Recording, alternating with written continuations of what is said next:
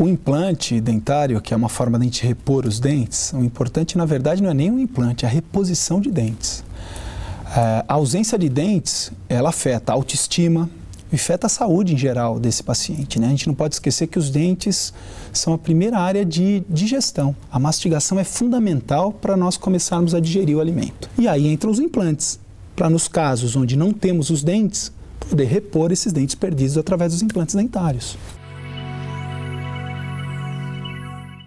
Perdendo os dentes ou tendo próteses mal adaptadas, essa efetividade de mastigação, ela vai para 10%. Então você não consegue ter uma seleção de alimentos.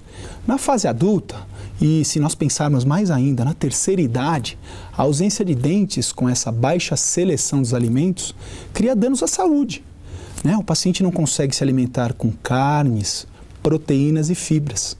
Ele acaba tendo uma dieta muito rica em carboidratos, que são os espaguetes, as massinhas e as batatas, aumentando as taxas de glicemia e colesterol. Então isso é prejudicial à saúde na terceira idade. O implante dentário ele não é uma novidade. Se nós formos pegar as primeiras publicações, elas são da década de 60. Então nós estamos falando aí em 60 anos de estudos da implantodontia, que é o que estuda os implantes. Eles são pinos de titânio, parafusos de titânio que são colocados no osso para repor a raiz de um dente que foi perdido. O trabalho do implante ele é dividido em algumas etapas. A etapa cirúrgica, que é efetivamente a perfuração e colocação desse implante ao osso, e a etapa protética, que é a confecção daquela coroa ou da prótese do dente artificial que vai sobre esse implante. Nós devemos colocar um implante, primeiro, porque na área que nós perdemos esse dente, esse osso em desuso, esse osso não utilizado por um dente, ele vai se perdendo. Nós chamamos de absorção óssea. Ao longo do tempo, esse osso vai ficando cada vez mais fino e mais baixo, prejudicando a vida desse paciente. Nós devemos colocar esse implante para preservar esse osso e repor esse dente que foi perdido, para poder facilitar ou melhorar a mastigação desse paciente. Um implante não tem tempo de duração. Ele foi feito para ficar na boca do paciente. O que nós procuramos, depois de uma boa colocação desse implante, é fazer a preservação dele, cuidar desse implante, igual a um dente. Então, se o indivíduo pensa que colocar o implante ele é para sempre, ele não precisa escovar, não precisa passar o fio dental, não precisa ter uma boa higiene, ele está enganado. A vantagem de um implante, quem perde um dente ou mais dentes e não coloca o implante, coloca uma ponte fixa, que é aquela que nós desgastamos primeiro os dentes bons em volta do área que perdeu, e aí se faz uma peça, uma ponte que ela é cimentada, ela é colocada, ela é fixada nesses dentes que sobraram. Então, primeiro inconveniente, desgastar dentes sadios. Segundo inconveniente, quem tem essa prótese, essa ponte, sabe o difícil que é para higienizar. O alimento entra embaixo dessa peça, dessa ponte. E a carga, quando ele mastiga, é uma peça grande que joga toda a carga nos dentes que sobraram. Quando fazemos um implante, podemos individualizar, ou seja, separar esses dentes, viabiliza a passagem de fio dental, escova, não desgasta os dentes bons que estão do lado onde nós perdemos o dente, perdeu o dente, não precisa desgastar em volta. E a terceira vantagem, essa carga, ou seja, a mastigação, é distribuída pelos dentes que sobraram e pelo implante, não sobrecarregando ninguém. Existem contraindicações. Os pacientes contraindicados são aqueles que, na saúde sistêmica, não se permite fazer uma cirurgia. É um paciente que ele não está, um hipertenso descompensado, um paciente diabético descompensado.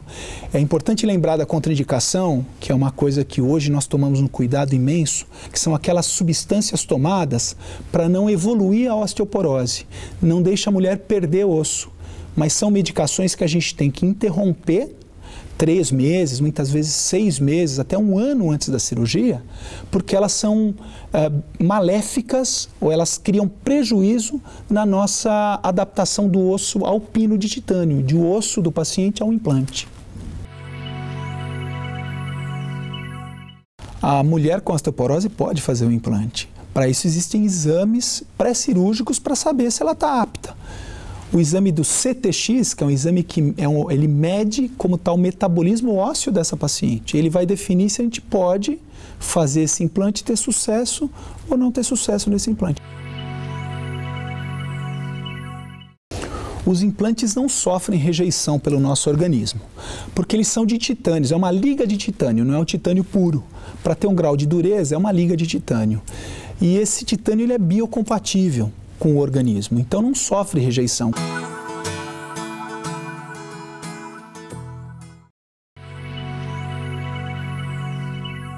Verdadeiro, o cigarro interfere no sucesso do implante como na saúde do paciente.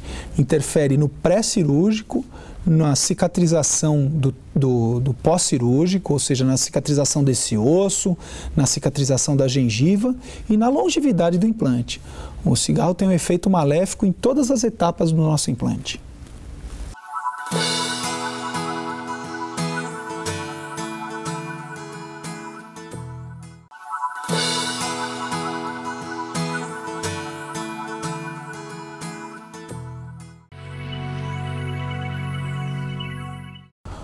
Um dente ele pode ser colocado no implante no mesmo dia. Isso depende do paciente. Qual fator do paciente é importante? O osso. A densidade ou quanto de saúde tem esse osso. Quando nós colocamos o parafuso nesse osso, eu dependo de quanto aperto eu consigo fazer. Então, quanto for maior o osso, mais espesso, melhor é a estabilidade desse parafuso no osso. Se isso não for suficiente, esse aperto, nós devemos esperar de 3 meses, 6 meses, até 8 meses para se colocar um dente em cima desse implante que foi colocado no osso. Para o paciente que ele usa dentadura, já é difícil a alimentação, o inconveniente dele tirar para higienizar. O que o implante facilita a vida dele é nós colocarmos aí de 4 a 6 implantes. Esses implantes são parafusos que são colocados no osso. Depois ele tem uma prótese, uma dentadura, que ela é muito menor. Ela não tem céu da boca, o palato é livre, ela só é composta pelos dentes. E ela é parafusada como uma peça, uma ponte fixa, em cima dos implantes. Então ela é colocada nos implantes e ela é parafusada, ela é fixada nesses implantes de forma permanente. O paciente não tira mais e tem a resistência para poder comer uma maçã, para poder comer um milho cozido, sem precisar ter o inconveniente de sair, né? O convívio social num jantar, o deslocar uma peça não existe mais para aquele paciente que recebeu essa peça fixa sobre os implantes. A dieta pós-operatória, ela é gradativa. Num paciente que fez um único implante, ele pode mastigar do lado oposto. O pós-operatório é dieta macia e fria, para não romper um ponto. Mas depois de 7 a 10 dias, esse paciente que recebeu 1, 2 implantes, ele pode mastigar do lado oposto. Diferente daquele paciente que foi reabilitado toda a boca, recebendo implantes em cima, embaixo, com peças fixas longas. Esse sim precisa permanecer aí 3 meses se alimentando de sopas, caldos, sucos, alimentos macios, carnes bem cozidas, para não ter carga ou não ter força para fazer a mastigação. Os pacientes que não têm osso suficiente para colocar um implante, eles têm que ser muito bem selecionados e planejados. Por quê? Nós podemos usar ossos para enxerto de várias formas. Nós temos os enxertos para colocar, repor osso nesse paciente, com áreas doadoras do próprio paciente, que são os chamados de enxertos autógenos, ou seja, tirados do próprio paciente. Tem ossos aloplásticos, ossos que têm derivação de boi, osso liofilizado bovino, osso feito em laboratório, e ainda hoje nós temos os bancos de ossos. A porcentagem de sucesso nos implantes, hoje nós temos aí um sucesso de 97%, 98%. Onde nós temos mais chances de perder o implante? Em grandes áreas enxertadas, ou seja, naquele osso que não era do paciente originalmente. O excesso de carga, esse dente bater antes do tempo. Ele não pode receber carga da mastigação, ele não pode bater no dente antagonista, ou seja, no dente contrário a ele, antes do tempo. Colocar um implante não dói. Muitas vezes nós damos bronca até nos pacientes que vão para o pós-operatório. E aí, como você está? Quando ligamos esse paciente, estou comendo pizza.